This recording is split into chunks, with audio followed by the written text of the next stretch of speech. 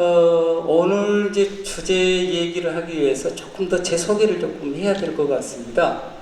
제가 이제 역사교사로 37년 동안 국제고등학교에 근무했었고요. 여러분 아는 문근영, 그리고 BTS의 제요, 제가 직접 가르쳤어요.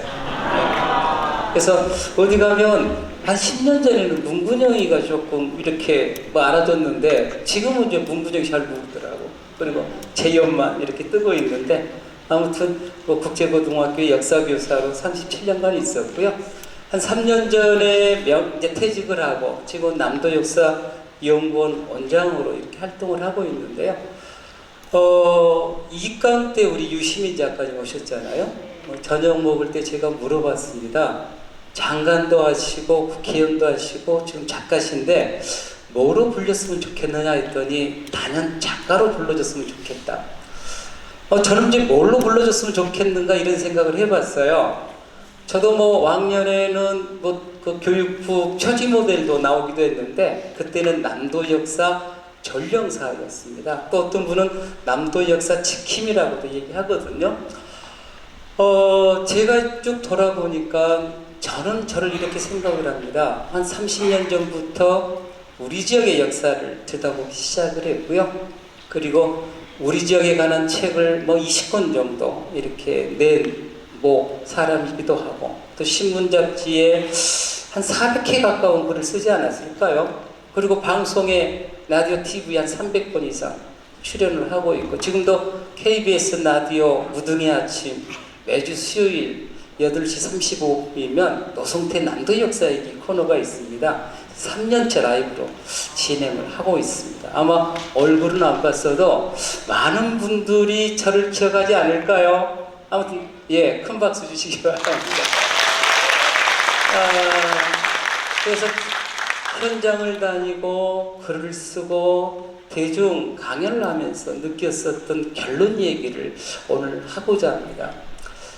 강주 전남을 저는 남도라고 부르고 싶은데요. 광주 지평동 상무지구잖아요. 지평동을 개발할 때 구석기인들의 삶의 무덤이 확인이 됐습니다. 12만 5천 년 전. 그리고 지금까지 강주라고 하는 공간에 얼마나 많은 사람들이 살아왔었는지는 모르겠지만 그 선배들에 의해서 켜켜이 쌓아진 어떤 정체성이 뭘까 하는 얘기예요. 이게 이제 정체성이라고 하는 건 이런 거잖아요. 우리 집하고 앞집하고 어찌 보면 이제 문화일 수도 있는 건데요. 문화가 같아요, 달라요? 많이 다를 수 있잖아요. 우리 집은 매주 외식 하는데 앞집은 1년이 가도 외식 안 할 수도 있는 거고요. 여러분 촛불 집회 때 대구에서 들었을까요? 안 들었을까요? 대구 사람들 들었어요. 부산 사람들 들었어요. 근데 우리하고 어떤 차이가 있을까요?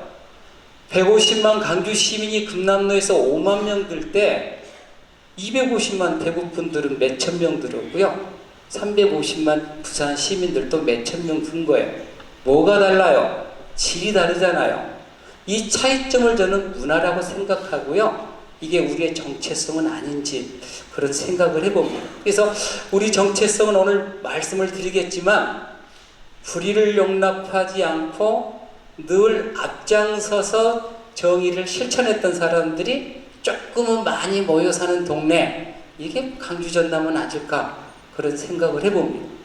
우리의 정체성, 정의로움, 이걸 다른 말로 말하면 오늘 제가 부제로 가져왔습니다마는 시대정신이라고 하는 거다고 저는 일치한다고 생각을 합니다. 그 시대가 지향해야 될 보편적 가치, 많은 사람들이 옳다고 나아가는 그 보편적 가치, 예를 들면 이런 거잖아요. 일제치하의 시대정신은 뭐겠어요? 친일 앞잡이가 아니라 독립운동하는 거겠죠. 그 길 쉬워요, 어려워요? 어렵습니다. 안중근, 이봉창, 윤봉길 의사는 목숨을 내놔야 했고요. 많은 사람들이 자신의 모든 것을 바쳐야 그 길을 갈 수 있는 거예요. 그런 분들이 없었다고 한다면 오늘 대한민국의 독립은 없었을 겁니다. 모두가 친일파였다고 한다면, 모두가 토해였다고 한다면 해방 이후에도 마찬가지잖아요. 여러 가지 시대적 과제 중에 꼭 해내야 될 과제들이 있었습니다. 예를 들면 통일정부를 수립해야 된다든가, 아니면 친일파 청산해야 된다든가, 독재를 타도하고 민주를 쟁취해야. 근데 독재를 타도하고 민주를 쟁취하는 일에 앞장섰던 사람들은 뭐라고 불러요? 민주 투사라고도 부르기도 하고 민주 열사라고도 부르잖아요. 그 길 쉬워요, 어려워요? 어렵잖아요. 이한열 열사도 박종철도 목숨을 내놨잖아요. 그분들이 있었기 때문에 오늘 우리들이 있는 거다. 오늘 대한민국에 민주주의가 있는 거라고 생각을 하는 겁니다. 그러니까 역사의식이라고 하는 게 뭐냐는 거예요. 단순히 어떤 사실을 임진왜란이 1592년에 일어났다라고 하는 사실을 아는 것 자체가 역사를 아는 게 아니란 말이에요. 시대 정신을 인식하고 의미를 파악하고 역사가 오늘 우리에게 주는 교훈이 뭐고 어떻게 사는 게 나를 위해서 우리 아들, 딸의 세대를 위해서 올바른 것인지 고민해 보는 게 이게 저는 역사의식이라고 생각을 합니다. 하나 더 말씀을 드리면 이런 거잖아요. 시대정신이라고 하는 건 늘 있어요. 5.18 때 민주주의를 지켜내는 것이었고요. 지금은 공정한 사회 만들어내는 거예요. 갑질 없는 사회 만들어내는 거예요. 만약 이 시대정신을 그 시대에 사는 사람들이 해내지 못한다면 그 모든 것은 아들, 딸들한테 아픔이 이어지는 겁니다. 해방 직후에 통일정부 수립해야 됐던 것은 우리 할아버지들의 역할이었습니다. 시대적 사명이었어요. 근데 못 해냈잖아요. 못 해내니까 분단이 됐죠. 못 해내니까 우리나라 국방비 총예산의 30% 이상을 써야 되는 거예요. 남자들은 군대 가야 되니. 만약 그때 통일국가를 이뤄냈더라면 우리 남자들 군대 취직하러 가야 돼요. 남북한 20-30만의 병력이면 충분합니다. 70년 동안 국방비로 쓰였던 예산의 절반 정도만 교육비라든가 문화비로 사용했다고 한다면 대한민국 엄청난 문화 강국이 됐을 겁니다. 근데 그때 시대정신을 실천하지 못하니까 그 아픔이 아들 세대 지금까지 아마 우리가 해내지 못하면 또 아들, 손자 세대로 이어져 갈 겁니다. 이런 걸 인식하는 게 이제 역사 인식이다 하는 말씀을 드리면서 오늘 얘기를 시작해 보겠습니다.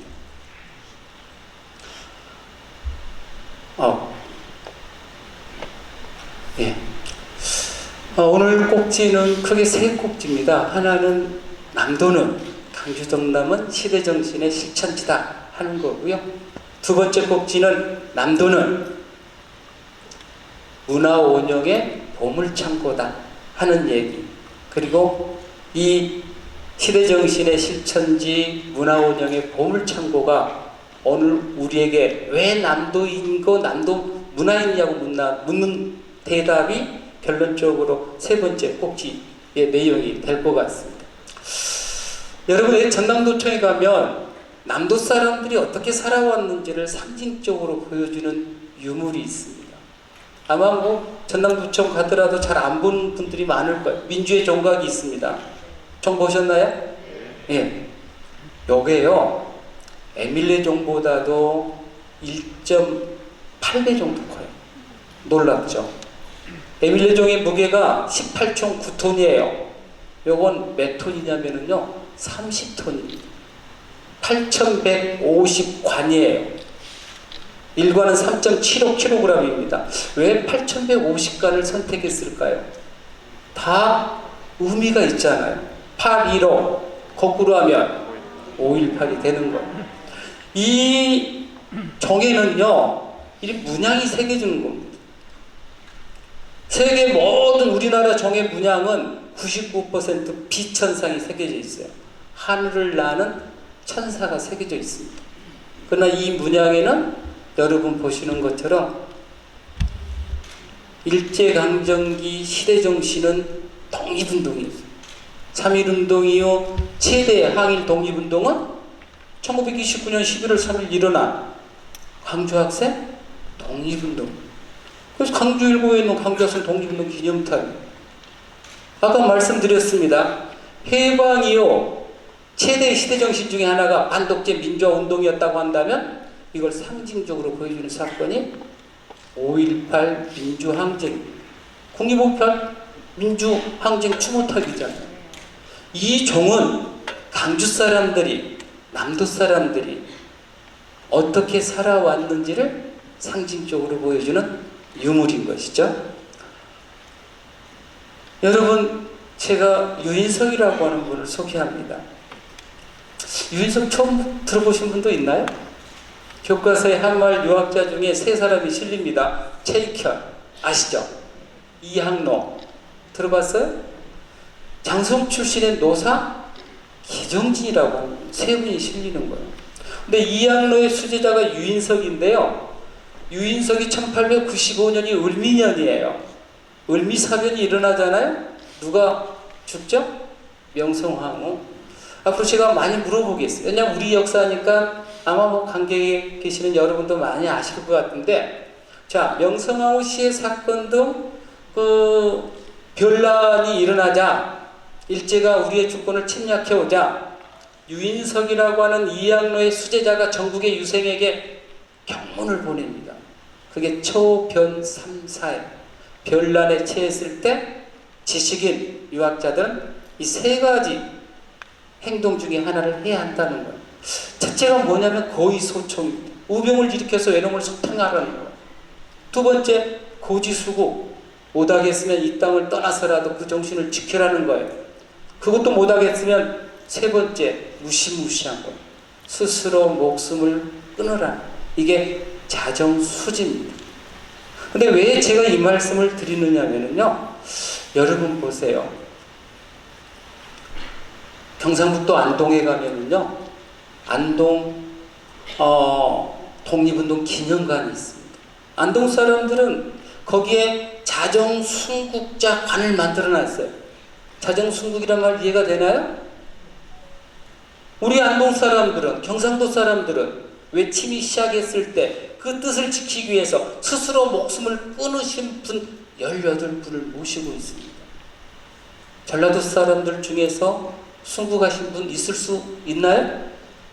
있지 않아요. 여러분 아는 매천 황현 선생도 절명시 사수를 남기고 자결한.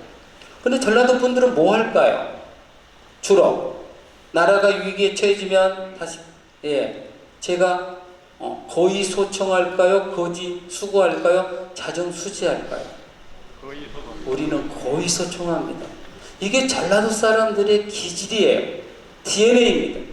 정체성입니다. 저는 그게 차이점이라고 생각을 하는 거예요. 그래서 자정순국자관을 보면서 전라도와 경상도인의 기질의 차이가 있다. 대부분은 그렇지 않지만 일반적인 경향성은 가능하다고 생각을 하는 거예요. 그럼 남도 정신을, 저는 아까 시대 정신을 실천했던 사람들이 많이 사는 동네, 뭐 더 정확하게 말씀을 드리면 정의로움이라고 얘기할 수 있다고 생각을 합니다. 이거 뭐 제 얘기가 아니에요. 강주 전남은 옛날 많은 세 가지 애칭으로 불린 건 아시죠? 맛의 고장, 미향, 예술의 고장, 애향, 그 다음에 의로움의 고장, 의향. 의향을 풀었으면 정의로움의 고장이 되는 거예요. 정의로움의 출발이 언제부터인가? 이건 누구도 말할 수 없지만 제가 두 분을 소개하려고 그래요. 한 사람은 눌제 박상이라고 하는, 눌제 박상. 눌제로라고 하는 게 광주에 뭐 도로에 있다는 거 아실 거예요. 여러분, 시간 없어서 두 개는 다 말씀을 못 드리고 신비보기서만 말씀을 드릴게요. 조선시대 임금 중에 중전이 3명인 분이 있어요. 유일하게. 누군지 아세요? 중종입니다. 중종. 근데 중종관정이라고는 들어보셨잖아요. 연산군을 몰아내고 왕이 순번이 아닌 중종이 왕이 옵니다. 중종이 왕이 될 수 있는 순번은 아니었던 거예요. 만약에 연산군이 정상적인 왕이었더라면 그 아들이 왕이 됐을 거예요. 느닷없이 이복동생이 왕이 됐죠. 왕이 됐기 때문에 가장 불행했었던 그 조선왕조 시대의 중종이 누구냐면 연산군의 첫 번째 왕비인 신비라고 하는 사람이에요. 신비. 옛날에 그 7일의 왕비? 2, 3년 전에 뭐 그 사극이 있었는데 혹시 뭐 기억난가요? 그 주인공이 중종의 첫째 부인 신비라고 하는 분이세요. 이분은 자기 남편이 왕이 되지 않았더라면 평생 해로할 수 있었을 텐데 왕이 됐다는 이유 때문에 일주일 만에 쫓겨난 비율의 여인이기 때문에 그래요. 사연은 이런 겁니다. 신비의 아버지가 신수군, 연산군의 장인이면서 연산군의 처남이면서 중종의 장인, 좌의정, 당시 최고의 실세.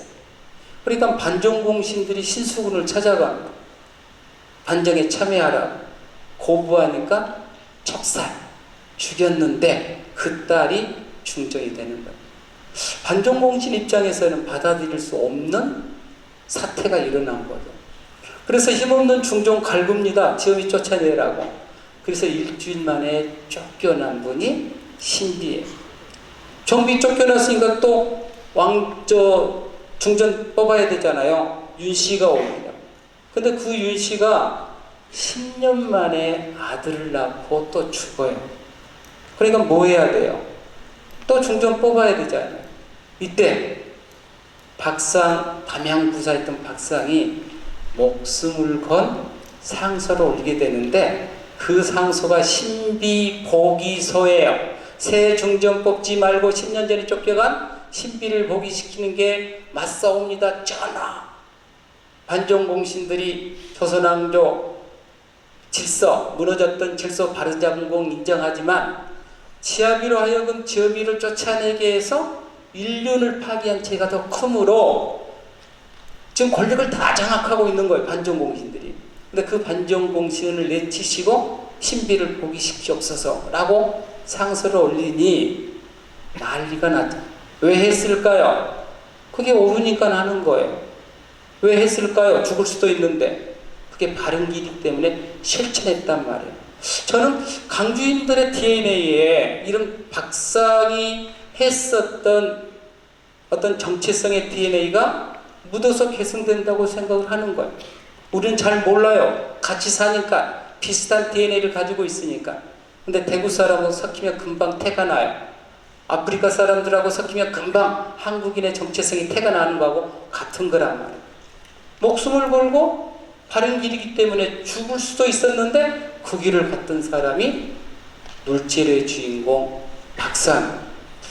저 한 분 더 소개하겠습니다. 화서 김인우 선생님 많이 들으셨죠? 오늘 장성에서 오신 분도 계시고 그러는데 피람소원의 주인공. 근데 이분은 왜 제가 소개하고 싶으냐면 최종 관직이 옥가현감. 지금 곡성군 옥가면이에요. 지금 같으면 면장인데 그때 정도 뭐 군수 정도 되겠죠? 그 직책이 그거 있음에도 불구하고 여러분 공자를 모시는 사당이 뭔지 아세요? 문묘라고 하는 거예요. 문묘에 한국의 유학자 18분이 모셔져 있는데 이걸 동국 18연 이렇게 불러요. 최초부터 시작해서 이항이 등등등등.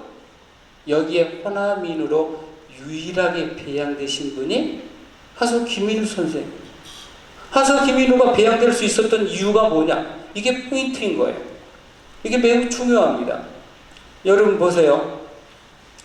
조선왕조 시대는요, 제가 몰라도 영의정이 한 300명 이상 영의정을 했을 거예요. 지금 국무총리잖아요. 근데 영의정 했다고 해서 그 영광스러운 문묘의 자리에 배양되어지는 것이 아닌 거예요. 어제 제가 강주일고 학생들을 만났더랬습니다. 강주일고에 딱 가면 옛날 호남의 명문이었잖아요. 이어라 전통. 뭘 이룰 거냐? 뭘 이룰 거냐? 그래, 노예학교 출신 국회의원 많고 국무총리 나왔고 뭐, 근데 이런 사람들을 이해한 뜻은 아니겠죠. 뭔가 시대정신을 실천했던 의롭게 살라겠던 선배의 어를 이어라 이 뜻 아니겠어요? 아무튼 하서 김인우 선생은 중종 다음에 인종입니다. 인종의 세자때 스승이었어요. 세자때 스승. 그리고 아까 말씀드렸던 옥가 현감을 끝으로 관직에서 물러났던 이유는 그거예요. 인종이 제2 1년도 안 돼서 독살설이 있어요. 죽어요. 명종의 어머니였던, 여러분 들어보셨는지 모르겠는데 문정왕후가 떡에다가 독약을 탔다는 설도 있어요. 자기 아들을 왕에 앉히기 위해서. 그리고 명종이 왕이 됩니다. 이걸 불의로 간주한 거예요. 그리고 하서 김민우 선생 자체는 인종의 스승이었잖아요. 명종이 5번에 걸쳐서 관직을 계속 올려서 불렀지만 나아가지를 않습니다. 인종에 대한 충성을 다했던 것이고 명종의 왕위 등극을 불의로 간주한 거예요. 그래서 죽을 때 뭐라고 유언하냐면 내 관직은 인종 때 관직만 써라. 면종 때 가자에서 높여서 나에게 내렸던 관직은 쓰지 마라고 했던 분. 그래서 우리나라의 백이숙기에 해당하신 분인데 이제 결론은 그거예요. 정조 때 현감 출신인 하서가 문묘에 배양될 때 정조가 했던 말이 중요해요. 우리나라에 도학과 문장과 절이 3가지를 다 갖춘 분은 하서 김인후밖에 없다. 도학, 성리학에 정통하고 학문에 정통하고 문장, 문학에 정통하고 절이 정의롭게 사십니다. 그러니까 지금 우리 아이들한테 큰 교육이 될 거라고 저는 생각을 하는 거예요. 국회의원 됐다고 그래서 우리 구청장님 계시지만 구청장 됐다고 그래서 후세 사람들이 기리는 게 아니라 누구를 기리는지 기억하는지 이 3가지 덕목 중에 저는 절이라고 하는 것, 정의로운 삶을 가장 높이 평가했다고 생각을 합니다. 그래서 옥가 현감 출신인 하서 김인후가 문묘에 배양될 수 있었던 것은 뭔지 우리에게 큰 울림을 준다고 저는 생각을 합니다. 여러분, 임진왜란 때 우리 적이 최대 의병항쟁지였다. 아마 많이 아시고 계실 겁니다. 이분 혹시 누군지 아세요? 하순분인데요. 충의사에 모셔져 있는데요. 부인이 농계입니다. 최경의 의병장입니다. 이분은 임진왜란 때 가장 먼저 창의, 의병을 일으켰던 나주 출신 김천일 의병장. 김천일 의병장.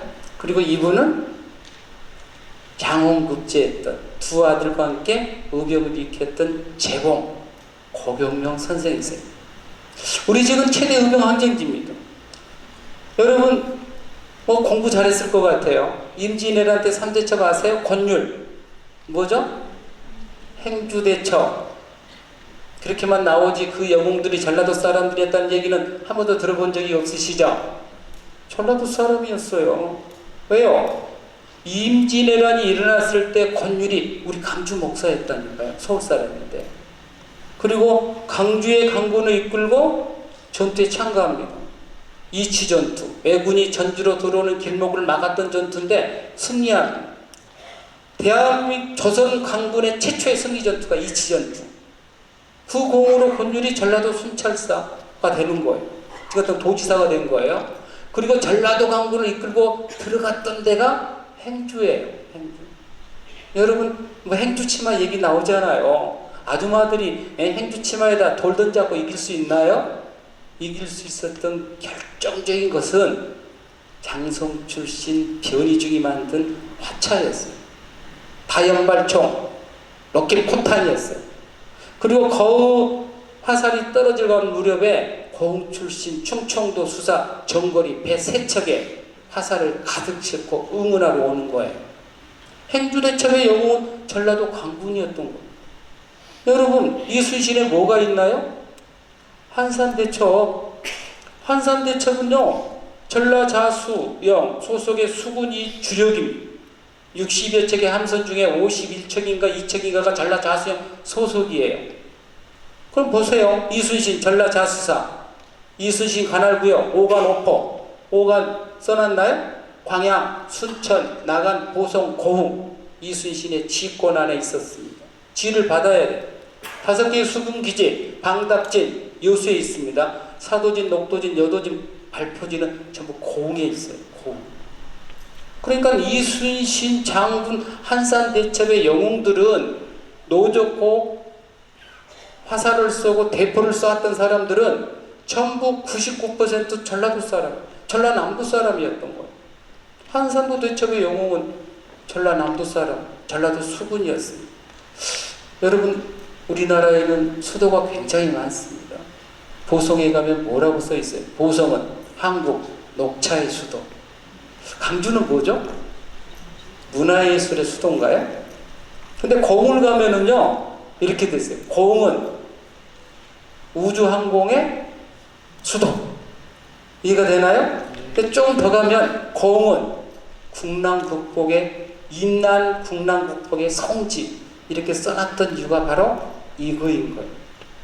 그럼 제2차 진주성 전투 때 뭐 시간 없어서 다 말씀을 못 드립니다만은 거기에 들어갔었던 김천일, 최경의, 고종우 등 경상도 우병과 강군마저 빠져나간 진주성을 지켜낸 사람들이 전라도 우병이었습니다. 정리합니다. 임진왜란 때 3대 척. 여러분, 행주대첩은 전라도 강군, 한산대첩은 전라도 수군, 제2차 진성 전투는 전라도 우병들이 영웅이었다.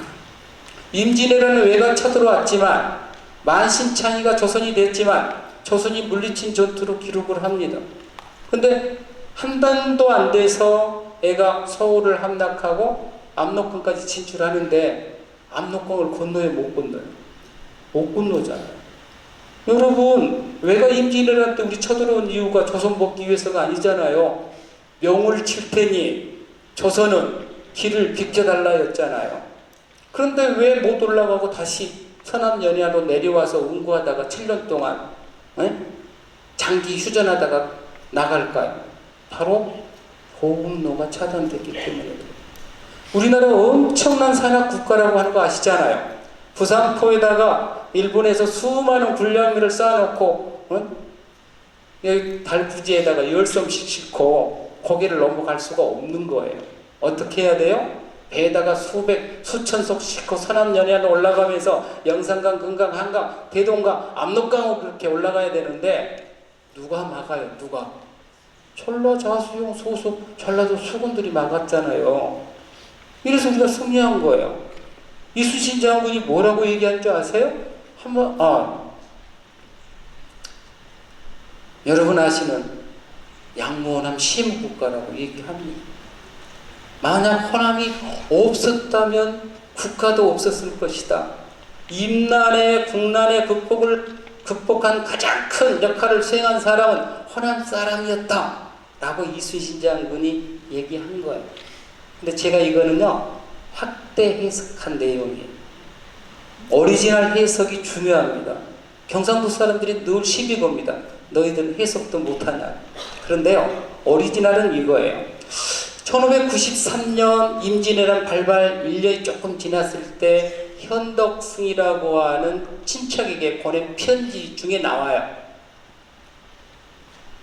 가만히 살펴보건대 호남은 매우 중요한 곳입니다. 만약 호남이 없으면 국가도 없을 것입니다. 그래서 시작이 어제 전라자수영을 여수에서 한산도로 옮겼습니다. 이 뜻이에요.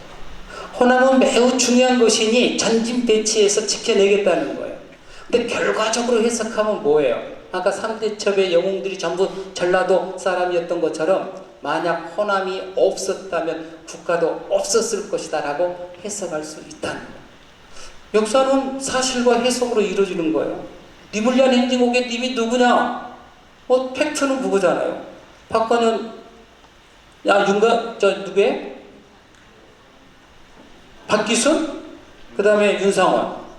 근데 조금 더 확대해서 가면 그때 돌아가신 강주의 영명이라고도 얘기할 수가 있고, 조금 더 크게 얘기하면 그때 강주 시민이 지켜내려고 했던 민주가 님일 수도 있는 거랍니다. 아무튼 우리 지역은 임진왜란 때 최대 구국의 항쟁지였다 라고 하는 것을 알 수가 있을 거예요. 여러분, 미스터 션샤인, 이게 우병 얘기였다는 거 아시죠? 이 미스터 션샤인의 여자 주인공의 실제 모델이 영암분세 양박매라고 하는 여자 우병이에요. 조금 이따 보여드리겠습니다. 한마는 우리 지역에 어떤 적이냐면 교과서에 실려있는 내용이에요. 국사편찬위원회에서 만든 건데 1908년 9년 최대 의병 항쟁이 일어나게 되는데 1909년 전라남북도에서 일어났던 전투 횟수가 47.2%예요. 경상도는 11.7%밖에 안 됩니다. 참여 우병수는 더, 여기 보세요. 잘 안 보인가요? 합하면은 무려 얼마냐면 60.0%가 전라도 땅에, 전라도 사람이었어요. 그러니까 전라도 우병을 해결하지 않고는 외놈들이 일제가 조선을 집어삼킬 수가 없게 되자 1909년 9월 1일부터 10월 25일까지 남한 폭도 대토벌작전이라고 하는 것을 전개하는 거예요. 조금 이따 살펴보도록 하겠습니다. 이분이 미스터 션샤인의 실제 인물이 여분요. 이분은 한평 출신 신남인 우병장입니다.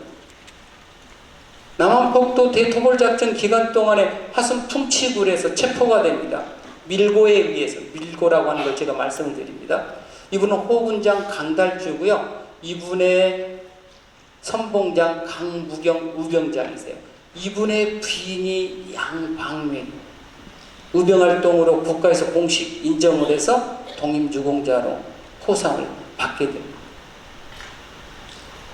여러분, 일제가 한말 호남 우병을 진압하면서 기록으로 남긴 책이 전남 폭도사입니다. 일제가 말한 폭도는 뭘까요? 우병인 거죠. 전남 우병사입니다. 그때 많은 우병장들을 분류해 놨는데 수계로 분류한 사람이 8명이에요. 여러분이 아는 분이 몇 분이나 되신가요? 수계라고 하면 우리말로는 뭐라고 표현해야 되겠어요? 최고 우병장이 8분인 거예요. 여러분 최익현 들어보셨나요? 고광순, 기사면, 김태훈, 김율, 전해산, 심남일, 안규홍. 자, 아무튼 최익현이라고 하는 분은 경기도 분이신데 정읍 무성소원에서 고병했고, 무성소원은 누구를 모신 곳이냐면 자기 선조 13살 때 당나라 유학 갔던 최익현을 모신 사단이에요. 서원에, 최치원. 그래서 최치원에게 이제 고하고 고창까지 내려왔다가 붙잡혀서 쓰시마에서 순절하셨던 분이고요. 그리고 고광순 우병장은 여러분 아는 고경명 우병장의 두 아들이 함께 갑니다. 고종우, 고인우. 그래서 고인우는 둘째 아들인데 아버지와 함께 금산전투에서 승복하게 되는데 그분의 후손이에요. 창평고씨. 여러분 아는 지리산 피아골 끄트머리에 절이 하나 있죠. 영곡사 전투에서 승복합니다. 기사면 우병장은 매우 중요한 우병장이에요. 1907년 9월 달에 장성에서 고병합니다. 수연산, 허남창이 해맹소라고 하는 의병부대를 만들게 되는데 이분이 1908년 1월 1일 음력 설날 체포가 돼요. 그리고 1월 2일 아무런 법적인 거 없이 강주천에서 총사령에 처해집니다. 이분이 총사령에 처해지자 그 부장이었던 김태훈, 김율이 이어서 일어났고, 김태훈, 김율이 또 순국하자 그 부장들이 다시 일어나면서 1908년 9년 우리 지역은 최대 의병 항쟁지가 되는 거다. 근데 제가 좀 크게 이렇게 표시한 게 있어요. 김준이라고도 불러요. 나주 출신이. 근데 김태훈과 김율은 형제 의병자예요. 크게 써놓은 이유가 바로 강상구에 있는 어등산에서 전사. 1908년 4월 25일인가요? 아마 그럴 겁니다. 23명의 의병과 함께 마지막 치열하게 싸우다가 숨지게 되는데, 이 형이 죽기 한 달 여전에 먼저 체포된 의병장이 동생 김율이에요. 그래서 김율을 데리고 와서 형의 얼굴을 확인시키고 현장에서 동생도 또 사살합니다. 이렇게 형제 의병장이 죽게 되죠. 제3기에 가면 아까 말씀드린 한평 출신 신남일 의병장이 있고요. 전라북도 출신의 전해산이 있고요. 그리고 안규용 의병장이 있는데, 안규용을 제가 또 크게 진하게 표시한 이유, 강조한 이유가 있습니다. 여러분 혹시 아세요? 그 교과서에 보면 평민 출신 의병장, 경상북도 신덜석이라고 나오잖아요. 경상북도 사람. 그런데 한 10여 년 전에 누가 교과서에 실리게 되냐면요. 1920년 6월달 봉오동 전투의 영웅 누구 있죠? 홍범도 장군이 본문에, 홍범도 장군은 원래 의병이었다가 독립군 대장이 된 분이에요. 그런데 최근 5년 전에 누가 실린 줄 아세요? 보성 출신 안경 위원장이 실려요. 대단한 분이죠. 이분은 나머지 머슴이었다니까요. 어린아이 때부터. 어린아이 때의 머슴을 담살이라고 불러요. 그래서 담살이 의병장이라고 불렸던 분이시기도 해요. 아무튼 일제가 전남 폭도사에서 8대 수계로 언급했던 분들, 1908년 9년 전라도 땅을 헤집고 다니면서 일제와 싸웠던 우병장. 여러분 어둥산이죠? 어둥산 가면은 지금도 우병들이 그 잠을 잤던 터굴이 남아있는데요. 들어가 보니까 한 20-30명이 운보할 수 있을 만큼 큽니다. 이게 한 2개 남아있고요. 한말 호남 의병 전적 지비가 호남대학교 언저리에 남아있습니다. 아무튼 어둥산은, 광산구에서 간 어둥산은 김태원, 김율뿐만 아니라 1908년 1월달 조경한 의병 20여 명 등 50여 명이 전사한 한말 대한민국 최대 의병 항쟁지다 하는 말씀을 드립니다. 1909년 남한폭도 대토벌작전을 전개했던 일제가 이런 사진들을 남깁니다. 10몇 카트 사진이 남아있는데요. 이 중에 여러분 보세요. 김옹국 우병장, 강주 출신. 이분 양진여 우병장, 호가 서암입니다. 서암로 있다는 거 아세요? 옛 강주 상고 앞에서부터 운항고가 도로까지가 서암. 이분을 기리는 거예요. 이분이 안규홍입니다. 안계홍이라고 해요. 아까 담사리 출신 우병장. 이분이 강주공원에 기념비가 있는 여기 뭐예요? 어디 출신이죠? 한평 출신 신남일 의병장이고요. 제가 오늘 또 강산구에 왔으니까 강조하겠습니다. 요분 광산군 삼도면 출신의 오성술 의병장이세요. 여기에 나와 지금 교과서에 실려있는 사진이에요. 16분 중에 대부분은 대구 감옥에서 교수형에 처해져. 오성술 의병장도 마찬가지. 장수 출신의 전산 의병장이 돌아가시 직전에 우국시를 남깁니다. 서생이 양반 출신이죠? 무슨 일로 갑옷을 입었나? 본래 세운 뜻 성공하지 못했잖아요. 이처럼 틀려지니 한숨만 나오고 이제 다시 영산강으로 못 가리니 두변세되어 피눈물을 흘리며 돌아갔다. 이미 자기는 죽을지를 안 거예요. 왜 영산강을 언급했을까요? 전해산이 언급한 영산강 하나 더 보여드리겠습니다. 지금 대구 감옥에 가면 지금은 이제 그 교회로 바꿔져 있습니다만 한편에 사적지 표석이 있습니다. 강무경이라고 하는 분 아까 소개했습니다. 요 정도면 신남일이 나옵니다. 신남일, 심수택, 신남일은 틀려요. 신이 아니라 심이에요. 심. 그리고 심수택은 이름이고 남일은 호예요. 대구 사람들이 두 사람인 줄 알고 지금 써놓은 거예요. 틀립니다. 안규홍 나오죠? 강상 출신 오성술도 새겨놨습니다. 여기 보면은 또 누가 있나요? 그 전에 오성술 나오고 아무튼 그래서 왜 지금 대구 감옥에서요 순국자가 한 206명 되는데 45명이 강주 전남 출신이세요. 왜 강주 전남 출신의 독립운동가들이 항일운동가들이 대구 감옥에서 죽었는지는 당시의 사법 시스템을 살펴봐야 합니다. 우리나라의 근대 사법제도가 도입된 게 1908년이에요. 그러니까 1908년 이후에 붙잡혔던 의병들은 이제 재판을 받아야 합니다. 1908년 13도 관찰사가 주재하는 강주에도 강주지방재판소가 설치가 됩니다. 여기에 불복하면 그때는 공소원이라고 해요. 고등법원. 우리나라의 고등법원이 세 군데 있었습니다. 하나는 서울, 하나는 평양, 하나는 대구. 그러니까 강주 전남 사람들 어디로 가야 돼요? 대구로 가야 돼요. 그때 당시 1908년 대구로 가는 길 한번 생각을 해보세요. 강주 강주 지방법원에 재판받으면 어디에 들어가야 동명동에 있는 감옥에 수감이 됐는데, 이분들이 조그만 돛담배를 타고 목포까지 배 타고 이동합니다. 목포에서 부산까지 큰 배 타고 이동한 뒤에 부산에서 대구까지 경부선 타고 들어가야 대구 갈 수 있는 거예요. 그런데 이분들이 왜 2차에서도 마찬가지예요.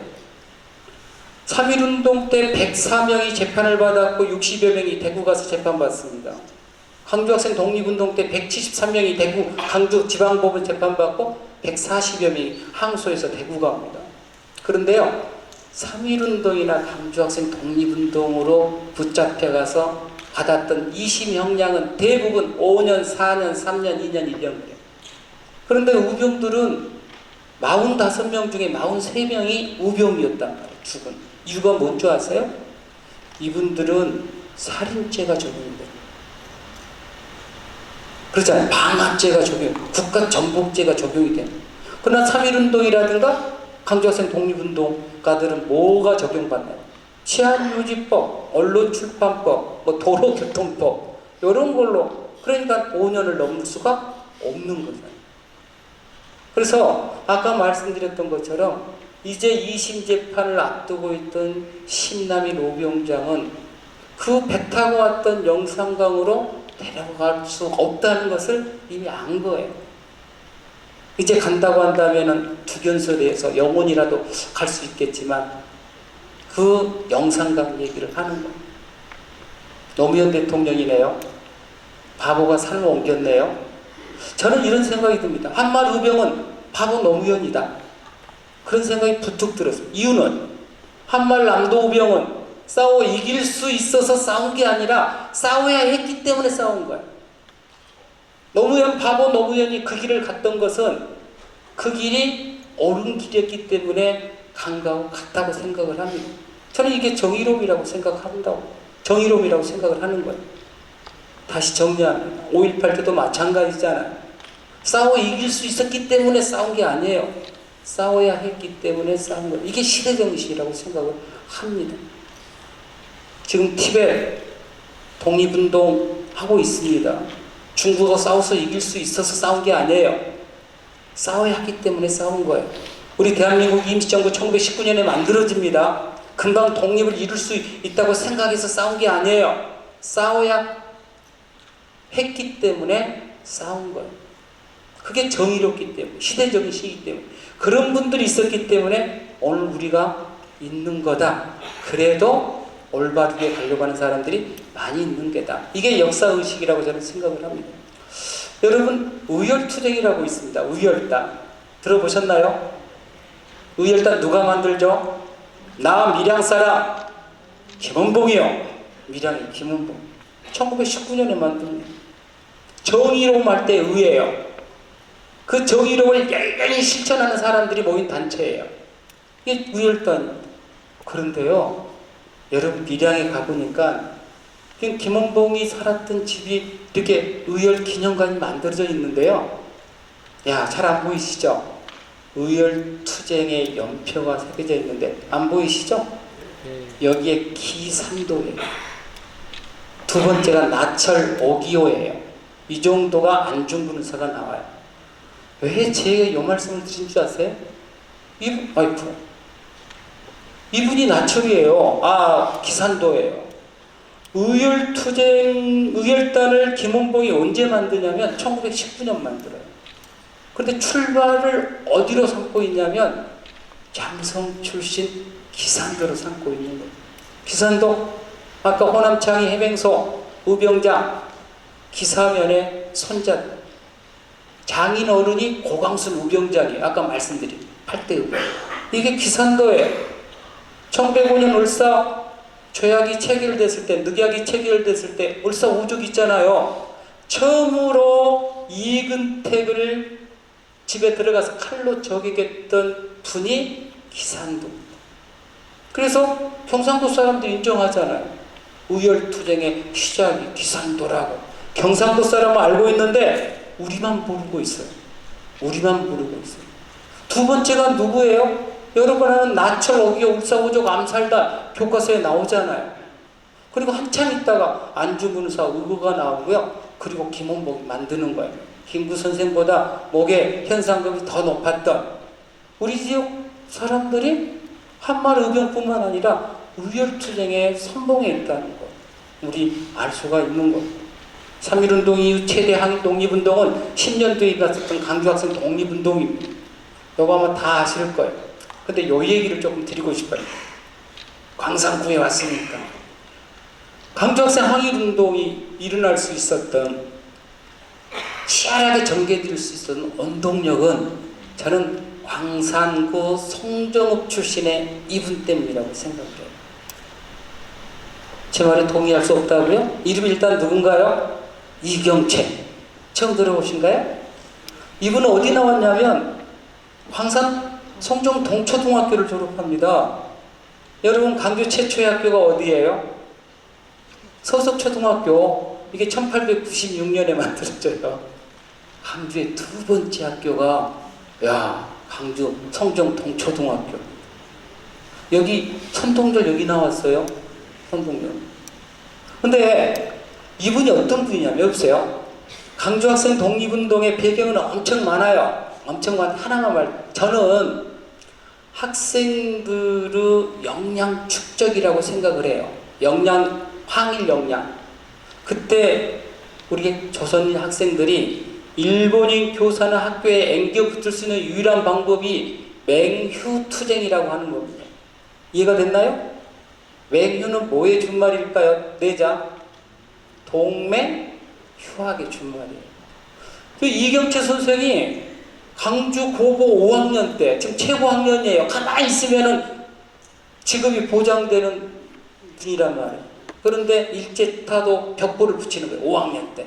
경찰에 체포됩니다. 시라이 일본 교장이 재판도 안 끝났는데 퇴학을 시켜요. 학생들이 따집니다. 만약 무죄가 판명이 되면 복귀시키겠느냐, 복학시키겠느냐, 대답을 안 합니다. 학생들이 그래서 뭐예요? 맹휴투쟁을 전개합니다. 여러분 보세요. 얼마나 치열했는지. 5개월 동안 지속됩니다. 그때 강주 고보, 강주 고등보통학교, 나중에 지금 일고예요. 강주 제1고등학교. 여러분 16명이 재판에 넘겨져서 실형을 받습니다. 39명이 퇴학당합니다. 학생들한테 퇴학은요, 지금 독립운동만큼 어른들 더 힘든 대가와 같은 거예요. 300명이 무기정학을 당합니다. 여러분 고보는요 1년에 100명씩 뽑아요. 5개 학년이니까 몇 명이죠? 500명. 1학년은 참여하지 말라고 선배들이 400명 참여해서 16명이 실형을 받고 39명이 퇴학을 당하고. 누가 불을 붙였다고요? 이경채라고 하는 학생. 어디 출신? 송정 동초등학교 나왔다니까요. 그래서 저는 이걸 통해서 똘똘 학생들이 뭉치는 거예요. 그리고 1년 뒤에 강주학생 독립운동이 일어나요.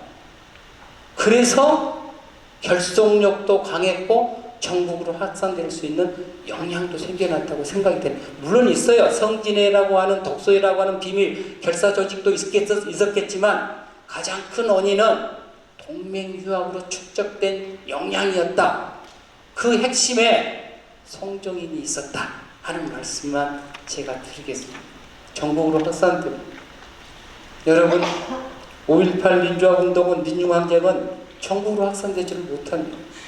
확산될 수 있었던 여러 가지 이유 중에 오늘 다 말씀을 못 드리겠지만 장석천이라고 하는 분의 활동이 굉장히 지대해요. 완도분이시고 나중에 31살의 나이에 요절합니다만은 전국으로 확산됩니다. 요 얘기 좀 하겠습니다. 지금 2달 전 자료니까 보세요. 현재 프로야구 출신 최고는 7 출신들이에요.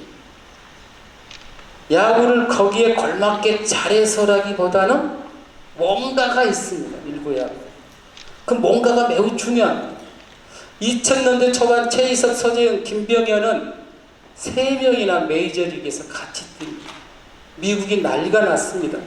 미국의 어떤 고등학교도 메이저리그에 3명 이상이 뛰는 학교가 없는데 꼬리야 그거 조그만한 강주 출신 일고에서 3명이 뛰고 있습니까? 그래서 미국 MBC가 강주까지 와서 취재합니다. 왜 강주 일고 야구는 강할까? 그때 서재영이 인터뷰하는 걸 제가 봤습니다. 우리는 고등학교 때 얘기예요. 시합에 출전하기 전에 기념탑 앞에 가서 화이팅을 외치고 갑니다. 우리 선배들은 퇴학당하는 것도 감옥에 가는 것도 두려워하지 않고 싸웠듯이 그 정신으로 싸웁니다. 일고 학생들에게는 강주 학생들한테 뭐가 살아있다? 정신력이 살아있는 거.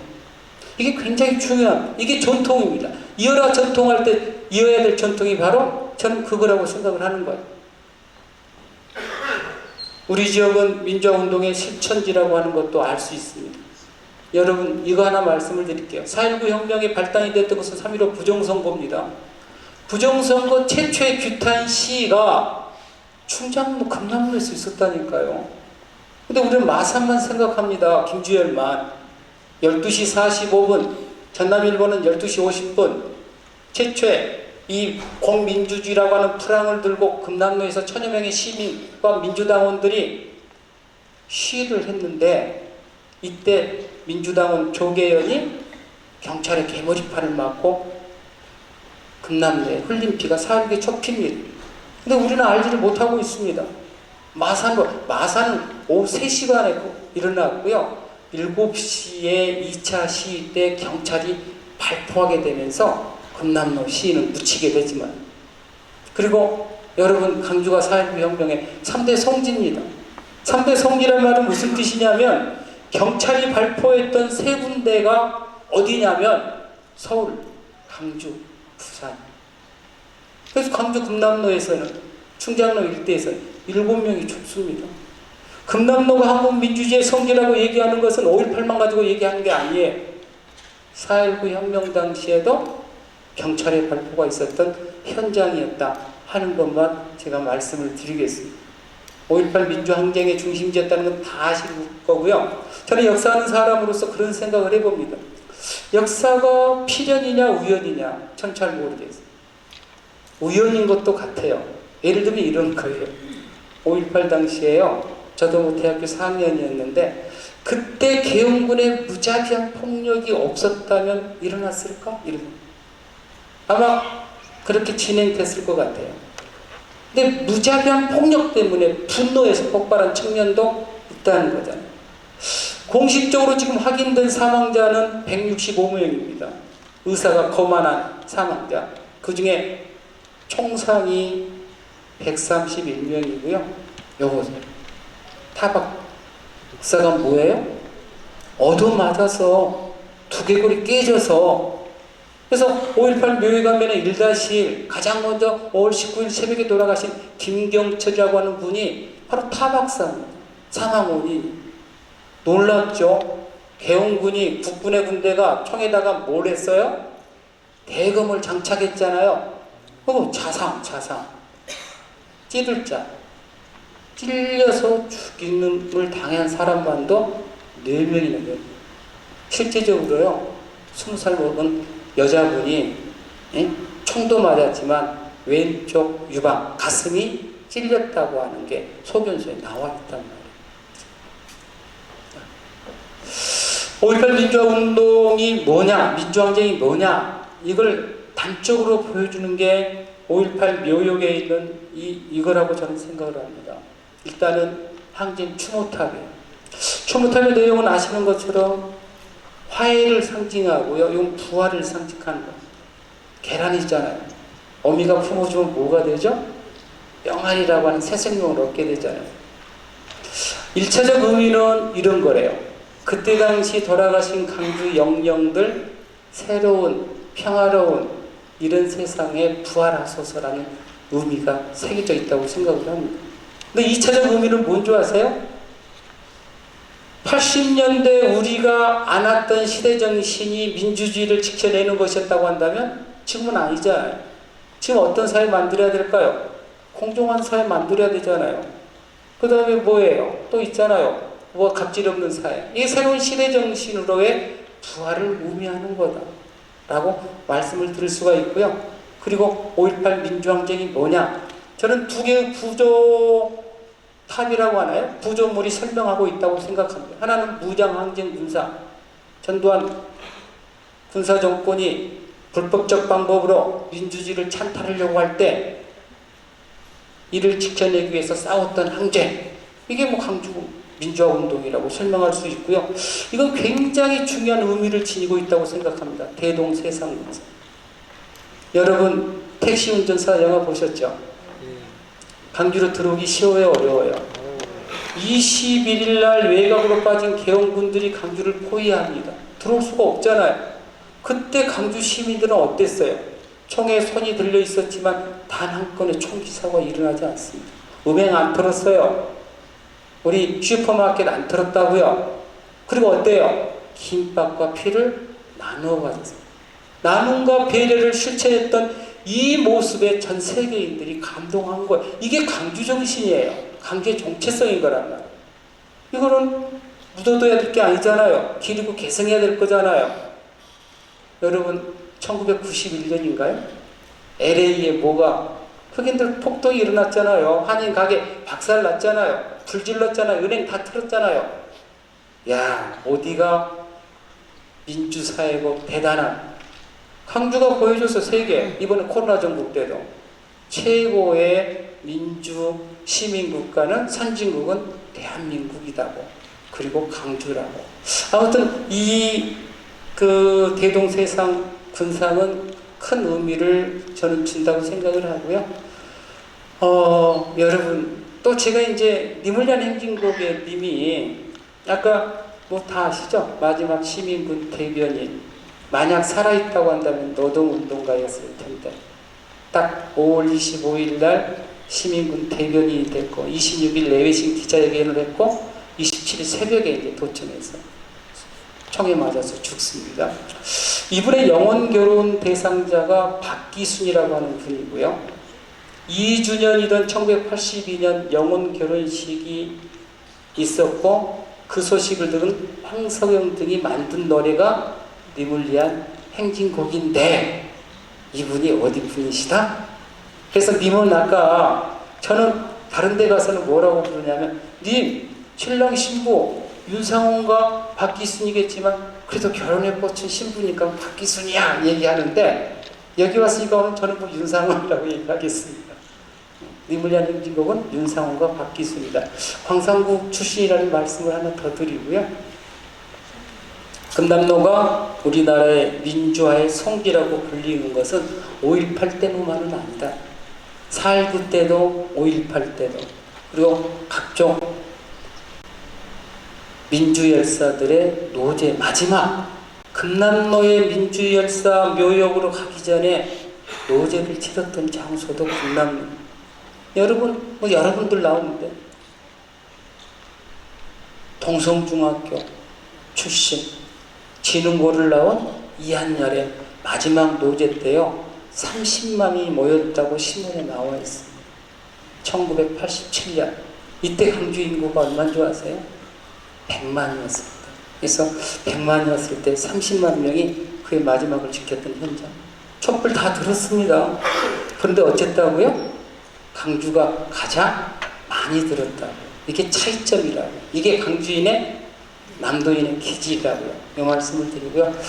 지금 뭐 두 번째 얘기를 간략하게 조금 해야 될 것 같습니다. 시간이 좀 많이 갔네요. 남도는 문화원형의 보물창고입니다. 고인돌 세계문화유산 화순꽃 그러죠? 놀라운 건 뭔지 아세요? 전 세계 어디도 고인돌이라고 하는 무덤이 있는데요. 10여만 기가 보고가 되고 있어요. 10여만 기. 근데 한반도에 5만여 기가 있고요. 그 중에 3만여 기가 전라도 땅에. 이유는 아무도 설명을 못합니다. 재밌는 얘기 하나 할게요. 이건 청동 제품을 만들어내는 거푸집입니다. 주물이라고 얘기해요. 이거는 뭘 알려주냐면 우리 중국에서 수입이 된 수입품이 아닌 국내에서 청동 유물을 제작했음을 보여줘요. 독자적인 청동 문화가 형성됐음을 보여주는 거예요. 거푸집의 존재는.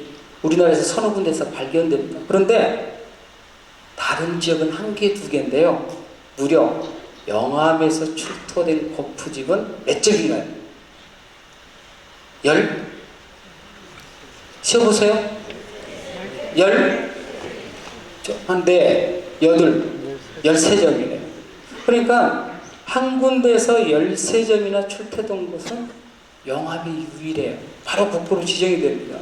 지금으로 말하면 포항 제철 공장이 영암에 있었다는 근거예요. 자, 이것만 말씀을 드릴게요. 근데 재밌는 건 뭐냐면 1960년대 영암 덕천에서 덕울했었던 덕울꾼이 이걸 보자기에 싸들고 국립중앙박물관을 찾아옵니다. 사라고. 대한민국 당시 그랬어요. 근데 예산이 없어서 못 사요. 못 사. 그래서 여기 혹시 일본으로 건너가면 안 되니까 숭실대학교 박물관에 기띠만 합니다. 숭실대학교에서 사요. 지금 숭실대학교 박물관에 있는 이유입니다. 근데 그래서 이제 숭실대학교 김양선 박사가 물어봐요. 어디서 나온 거냐? 영암 덕천리에서 나온 거다. 현장을 2번 답사했지만 정확한 현장을 확인하지 못합니다. 그래서 교과서에도 이렇게 쓰여지는 거예요. 가로열고 전. 전이 뭐예요? 영암에서 출토되었다고 전해지는 할 때 전이에요. 가치가 더 올라가요, 떨어져요? 정확한 위치를 확인할 수는 없었지만 영암 출토로 생각을 하는 거예요. 여러분 1970년대에 예전에 유홍준 교수가 이거 소개했습니다. 하순 대곡리에서 71년도에 구제천이라고 하는 분이 집에 물이 넘치자 또랑을 내기해서 팠는데 푹 꺼져서 보니까 옛날 고대 지배자의 무덤이었고 이런 총독유물 세트가 발견. 야, 하나 둘 셋 넷 다섯, 이것도 열 몇 점이잖아요. 우리나라에 이런 총독유물은 수천 점이 발견됐지만 99.9% 출토지를 알 수가 없어요. 근데 바로 출토지가 확실한 총독유물 세트가 발견되자마자 국보로 지정이 되는데 아마 이 앞에 용준 교수 때 오신 분 아실 것 같은데 연장수한테 팔아먹었고 이거 있잖아요. 근데 그게 맞는지를 모르겠어요. 왜냐면요, 제가 한 10여 년 전에 이 마을을 찾아가서 이장을 만났어요. 이장이 그래도 자기가 10 몇 살 때였다고. 그런데 연장수가 팔으라고 그래서 팔려고 하니까 동네 사람들 그거 파면 큰일 난다고 얘기했고, 그래서 신고했고, 신고하면 국가에서 1억은 주거든요. 넌 내 맞이기를 샀다 그래요. 그래서 지금 뭐 요 말이 맞는지 저 말이 맞는지 모르겠지만 아무튼 그런 사연이 있는 고대 우리 지역은 최대 하이테크 선진지였다 하는 것을 알 수가 있잖아요. 간략하게 몇 개만 더 말씀을 드릴게요. 여러분, 우리가 백제인이기 전에 우리 최초의 남도인의 왕국은 만이라고 하는 걸 알아야 돼요. 우리가 백제 언제 외속이 되냐면 나주 영산강주와 강주 광산구 6세기 중엽입니다. 신라 때 언제 멸망해요? 660년 7세기 중엽. 백제의 영역에 포함된 것은 100년밖에 안 돼요. 그것도 중심부가 아니에요. 주변부예요. 있으나 마나한 형태로 있다가 신라 땅이 된 거란 말이에요. 그 이전에는 뭐 했어요? 기원전 3세기경부터 시작해서 6세기 중엽까지 존재했던 만이고요. 제가 보여주겠지만 그 만인들의 삶을 가장 잘 보여주고 있는 게 광산구에 있다니까요. 기원 전후 신창동 사람들의 삶의 현장, 만이다 하는 거야. 그래서 신창동 말씀을 또 드리는 거예요. 그래서 만이라고 하는 나라는 우리나라 사서에는 거의 안 나와요. 중국의 사서 삼국지 이소동이전이라든가 후한세에 나오는데 보면은 이렇게 신창동에서 13번인가 발굴이 이루어져요. 이런 거 없어요. 발굴하자마자 사적지로 지정된 유적지도 없어요. 그렇게 중요해요. 지금 신창동에 있어요. 빅3라고 하는 게 있어요. 수백 점의 유물이 발견됐는데 그 중에 악기, 슬, 그리고 이건 뭐 같아요? 여기도 있을 거예요. 뭐 같아요? 수레바퀴, 유구. 요거는 실감계고 배틀 도구예요. 뭐 했다는 거 알 수 있어요? 수레를 탔고 그 다음에 삼배라든가 비단 옷을 해 입었고, 야, 노래 좋아했네. 악기 있잖아요. 삼국지 이서동이 전에는요, 많은 사람들은 춤추고 노래하기를 좋아했다. 악기 술이 있었다 했는데 술이 발견된 거예요. 여러분, BTS 제이홉 누가 가르쳤다고요? 강주의 서편제, 광주 전남이 우리 판소리의 핵심 중심지잖아요. 그냥 된 게 아니에요. 악기 수립부터 시작되는 거란 말이에요. 다 뿌리가 있는 거다. 그러잖아요. 분화라고 하는 거, 어느 집안에는 의사 많이 나오고 선생 많이 다 있잖아요. 자, 아무튼 삼국지 이소동이 전에 보면 이런 것도 나와요. 100만 사람들은 누에를 쳤다. 그래서 옷을 해 입었다. 야, 그래서 실제적으로 천도 발견됐어요. 우리나라 최초. 지금까지는 문영왕릉에서 천이 발견됐거든요. 뭐 500년대란 말이에요. 그런데 그보다 500년 전에 비단이 신창동 유적에서 발견되기도 했다. 강상구 신창동 유적은 매우 중요한, 매우 우리나라의 철기시대 유적지라는 말씀을 드리고요. 만을 상징하는 유물이에요. 조그마한 온간이 있잖아요. 한강, 낙동강, 금강 유역에도 있어요. 어린아이 죽으면은 장례 지냈던 관이에요, 관. 근데 4세기부터 6세기 중엽까지 나주 영산강 유역에서만 발견되는 게 대형 온간이에요. 이거 우리나라에서 유일해요. 3m 가까워. 동신대학교에서 2번 만들어내려고 실험했지만 실패로 돌아가고 말아요. 이러한 기본적인 베이스가 있었기 때문에 저는 고려청자가 꽃을 피웠다고 생각을 합니다. 이게 창의성이에요. 이런 무덤도 있다는 것. 지금 시간이 없어서 넘어가죠. 만인들이 금동관 발견됐는데 신천지 유적에서. 근데 1917년 일제가 처음 발견했고 일본으로 건너갔다고 이렇게 되돌려줬는데 이건 설이 굉장히 많았어요. 어떤 설? 이게 백제왕이 내려준 거냐 아니면 나주에서 자체 제작한 거냐. 내려줬다고 한다면 이 만의 정치체가 백제에 예속된 거하고 되잖아요. 근데 아무튼 결론만 말씀을 드리면 이런 거예요. 2017년 금동관 100주년 기념 세미나가 열렸어요. 그때 많은 학자들이 같음보다는 차이점이 많다. 백제 왕감하고 비교했을 때. 그래서 나주 자체 제작설이 더 힘을 받고 있다. 뭐 이런 정도만 말씀을 드릴게요. 넘어가겠습니다. 요거는 지금 우리 저기 신라하대 선종이라고 하는 불교의 핵심 지역이었는데 용준 교수도 보림사 얘기를 했습니다. 대적공정 안에 철불이 있습니다. 대한민국에서 가장 유명한 철불이에요. 앞에 국보입니다. 앞에 있는 3층 석탑도 국보입니다. 근데 왜 이 말씀을 드리자면 그때 이제 유홍준 교수도 여러 책에서 만약 9세기 한국의 문화사를 논하면서 장보림사를 언급하지 않는다면 그 책은 엉터리다 이렇게 언급할 정도로 굉장히, 왜냐하면 여기 어깨 여기 안에서 뭐가 발견되냐면 제작 연대가 나왔기 때문에 그래요. 정확한 제작 연대가 나왔기 때문에. 근데 제가 너무 가슴 아파가지고요 유홍준 교수한테 얘기했어요. 그때 끝나고 저녁을 먹으면서. 지금 여러분 보세요. 요 탑과 요 탑이 크기가 같아야 되는데 지금 달라요. 1900년대, 1910년대 덕울꾼이 이 안에 사리, 병 등 유물을 돌아가기 위해서 넘어뜨렸단 말이에요. 그래서 바로 복원을 했는데 이거 상륜부라고 그래요. 이거 보륜이라고 그래요. 보륜. 여기가 몇 개냐면 하나, 둘, 셋, 넷, 다섯, 6개인가, 5개인가 되나요? 5개. 여기 몇 개 해놨어요? 3개. 4개, 4개씩 끼워갖고 복원해야 되는데 하나는 5개, 하나는 3개. 대한민국에서 가장 유명한 탑이 이럴 수 있나요? 그래서 유홍준 교수한테 물어봤어요. 이렇다, 몰랐다. 문화재 청장인데도 몰랐다. 우리 가까이에 이런 게 너무 많은데 우리는 알지 못하고 우리 역할을 못하고 있는 것 같습니다. 쌍봉사에 가면 스님들의 무덤인 승탑이 있는데요. 이 승탑이 저는 대한민국을 대표하는 교과서에 실려 있는 거. 요 머릿돌이에요. 2cm도 안 되는 수막색 기아 안에 용꽃 문양 8장이 새겨져 있습니다. 요 제 손입니다. 제가 뭐 시간 없는데 결혼할 때 우리 장모님이 뭐 별로 탐탁치 않게 생각했는가 봐요. 노서방은 선이 예뻐. 그 얘기는 뭐예요? 얼굴은 별론데. 아무튼 예. 그런데 여러분 보세요. 이 머릿돌 하나가 화강암 한 개인데 이거 쪼우다가 하나만 깨져도 전체는 깨지는 거예요.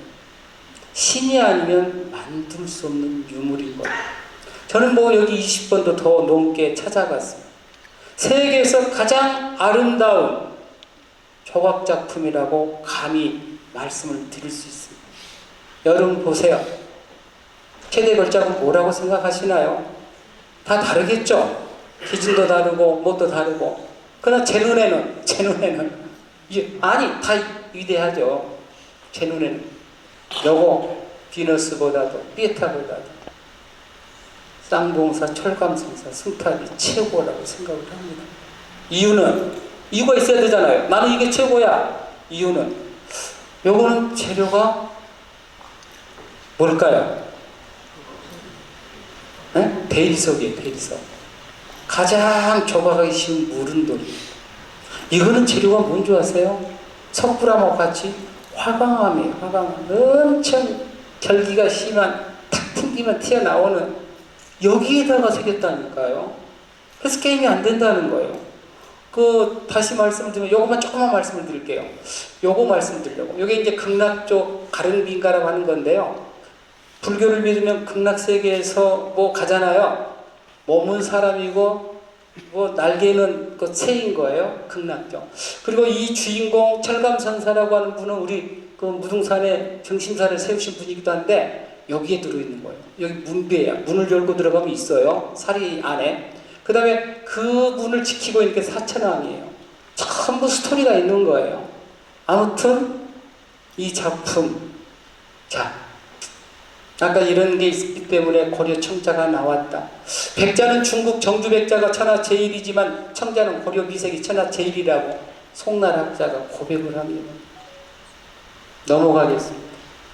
여러분 운주사 우습게 보면 안 됩니다. 여러분 지금 석굴암보다도요 운주사를 노래한 문학작품, 시가 훨씬 많다고 하는 거 아신가요? 운주사에 가면 정감이 떠오르는 거예요. 석굴암은 강력한 군주, 뭐라고 할까요? 정형화된, 아니면 뭐 엄숙한 고대의 어떤 지배자들의 상징하는 거라고 한다면 운주사의 탑과 불상은 우리 이웃인 거예요. 요즘에는 잘생긴 남자도 TV에서 조망받지만 캐릭터가 강한 사람이 지금 주목받는 시대하고 같은 거란 말이에요. 그래서 여러분 아는 르칼레지오라고 하는 사람이 프랑스 분인데 노벨 문학상 받잖아요. 10년 전에 운주사 와서 그 떠오르는 감흥을 주체하지 못해서 이런 시를 지었다니까요. 운주사 가을빛. 아무튼 아직도 등을 땅에 대고 눈 두 번 붙여는 일어날 날을 기다리신다. 그날 새로운 세상이 도래할 거란다. 이분 2001년도에 와서 운주사의 매혹에 푹 빠지신 분인데 이 시 쓰고 2008년도에 노벨 문학상 받아요. 운주사가 그런 거예요. 우리는 가까이 있는데 몰라본단 말이에요. 철감선사 승탑도 운주사의 가치도 뭐하고 똑같은 줄 아신가요? 지구상에 우리 아버지 어머니가 제일 귀중한 분이신데 살아계실 때는 모든 거고 같다. 여러분 한번 최대 걸작이 뭔가요? 뭔가요? 모나리자인가요? 윤두서 자아상인가요? 아니면 고은하 고갱의 작품인가요? 선입관 갖지 말고 한번 말씀해 보세요. 왜 선입관이라고 하는 게 뭐냐면 교과서에 모나리자 실리잖아요. 고갱의 자아상이 실리잖아요. 우리 윤두서의 자아상은 안 실리잖아요. 왜 이 말씀을 드리냐면 우리가 모르고 있다니까요. 2004년도에 강주 비엔날레에 참여관객 제도라고 있었습니다.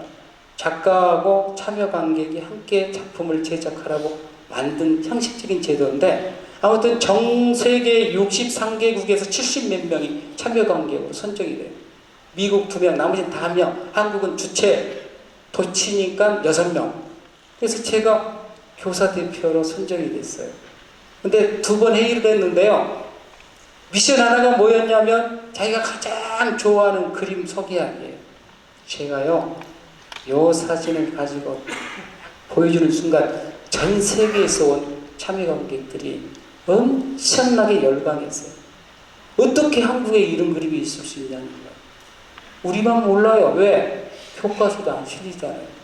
지금 물어보니까 이제 교과서 실린다고 하대요. 우리 미술교육, 지금 뭐 음악교육이 이렇게 비정상적이다. 최세한, 아까 김근희 명창이 와서 했지만 대한민국 정규 교과 과정을 졸업하면 판소리 2곡 정도는 해야 되잖아요. 그런데 우리의 음악책은 모두 서양 음악으로 되어 있다. 너무 다산정약용을 기억하는 이유, 엊그제 신문에 보니까 박성우 선생이 다산철학의 핵심은 공정과 청렴이라고 했길래 제가 애민도 창조성도 한번 생각을 해봤고요. 뭐라고 썼냐면 다산의 공정은 몸으로 실천하는 것인데 누구는 입으로만 하는 것이다. 뭐 이렇게 여러분, 임방울, 우리 지역은 아까 만시대부터 노래 부르고 춤추는 거 좋아했다니까요. 판소리의 고장이잖아요. 서편제, 동편제가 다 우리 지역 전라도 땅이잖아요. 이거 어때요? 여러분, 청산도에서 서편제 영화가 만들어졌잖아요. 일제치하 최고의 명창은 임방울이에요. 여러분 앞에 임방울 고수 모습이 지금 새겨진 동상이 있는데 제가 구청장님하고 그 얘기했습니다. 야, 그 고수 모습 별로 안 좋아 보인다. 왜? 임방울은 명창이잖아요. 부채 들고 노래하는 모습이어야 되지. 북치는 모습은 아닐 수 있잖아요. 언젠가 원위치 시켰으면 좋겠다. 이분은 56세 때 돌아가셨는데 콜롬비아 레코드사에서 제작했던 쑥대머리, 호남과 음반이 120만 장 팔렸다니까요.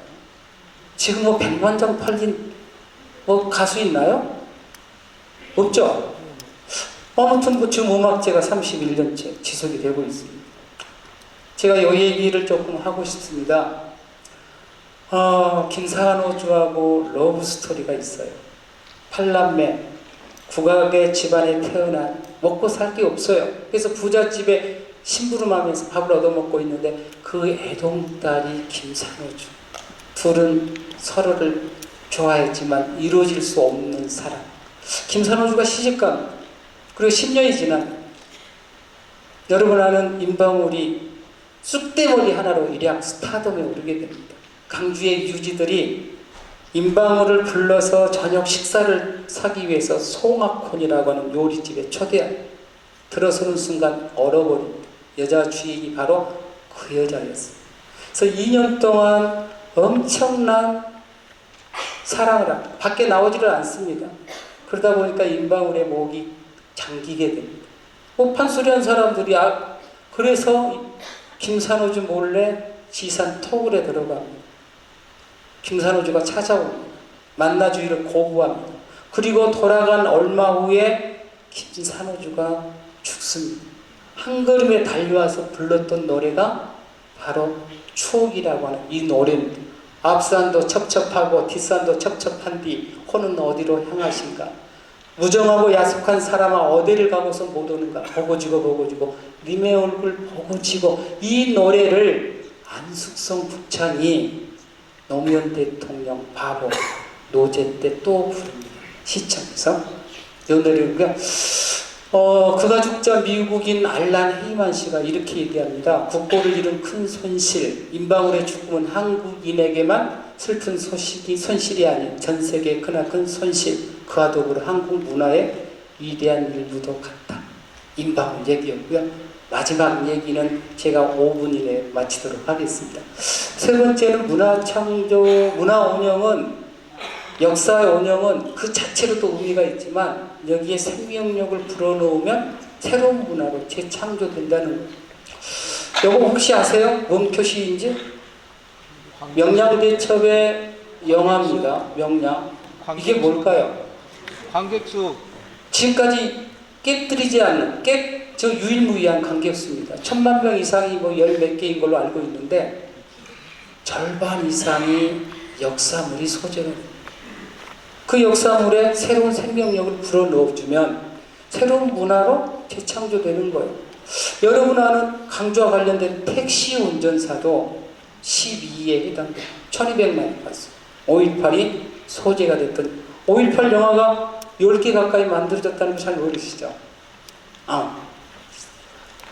여러분 조금 다른 얘기인데 이순신을 기리는 사당이 21개나 있습니다. 그 중에 13개가 전라도에 있습니다. 13개가 전라도에 있다는 얘기는 두 가지 의미가 있습니다. 하나는 전라도 땅이 그의 주 무대였다는 것이고, 두 번째는 그를 기리는 분이 전라도 사람이 많다는 거예요. 그러니까 사당을 만드는 거예요. 안중근 의사의 동상이 안중근 숙모비가 전라도 땅에 제일 많습니다. 그 얘기는 안중근 의사의 주무대는 아니지만 그분을 기리는 사람들이 가장 많이 사는 동네가 우리 지역이기 때문입니다. 저는 그거라고 생각합니다. 시대정신을 앞장서서 실천했던 우리의 DNA와 많이 닮아있기 때문이라고. 아들 회가 명량의 마지막 전투신이 이겁니다. 아버지가 지향했던 충은 뭐냐고 묻습니다. 이순신이 대답합니다. 내가 지향했던 충은 군주에 대한 충이었느니라 했다고 한다면 오늘 이순신은 없습니다. 군주에 대한 충이 아니라 백성에 대한 충이었느니라. 그게 그때 말로 애민이었던 거예요. 애민. 오늘 모든 분들에게도 이건, 그리고 아까 말씀드렸던 것처럼 장보고도 마찬가지입니다. 당시 같이 살았던 두목이라고 하는 분이 번천문집에 장보고의 기록을 A4 용지 3분의 1을 남겨. 이게 오리지널이에요. 이게 송나라 송서에 실렸고 이걸 김부식이 보고 삼국사기에 옮겨놓은 거예요. 그때 번천문집에 장보고의 기록이 남아있지 않았더라면 오늘 장보고는 없었는지도 몰라요. 이거 누가, 최인호라고 하는 역사소설가 알죠? 이분이 그 원형에다가 비틀고 창의성을 집어넣어서 해신이라고 하는 소설책 3권을 쓰니까 작가가 52부작으로 만들잖아요. 장희빈도 마찬가지지만 한 번 만들고 끝날까요? 조금만 각도를 달리하면 이게 창의성이라는 거예요. 새로운 문화창조의 원형이다 될 수 있다는 말씀을 드립니다. 오늘 제가 얘기한 게 대부분이 역사 정체성입니다. 노무현 대통령이 이런 얘기합니다. 역사 정체성을 갖지 못하면 살고 있는 지역에 대한 자부심을 가질 수 없고 결국 뿌리가 뽑힌 채로 고향을 등칠 수밖에 없다. 포인트는 역사 정체성, 자기가 살고 있는 지역에 대한 자긍심이 중요하다는 거라. 요 교육이 안 되면 떠날 수밖에 없는 거예요. 물론 이 얘기는 산업연예안이 왜 발전이 되지 않았는지 이 얘기하면서 나온 거예요. 그래서 모든 관공서를 지역으로 내려보냈잖아요. 우리 지역에는 한전이 왔잖아요. 역사 정체성이 매우 중요하다. 정리해 보겠습니다. 남도는, 강주 전남은 시대정신의 실천지입니다. 남도는, 강주 전남은 문화운영의 보물창고입니다. 남도인이 실천했던 시대정신, 정의로움은 저는 당당함이라고 생각합니다. 남도인들이 당당한 이유가 그거예요. 왜? 꿀리게 살아왔지 않았기 때문에 그럽니다. 남도가 품은 역사 운영은 새로운 문화창조의 원천이 된다고 생각을 합니다. 당당한 강주인, 당당한 남도인, 당당한 한국인을 우리가 꿈꿔야 되지 않을까 이런 생각을 하면서 제가 이걸 마치겠습니다.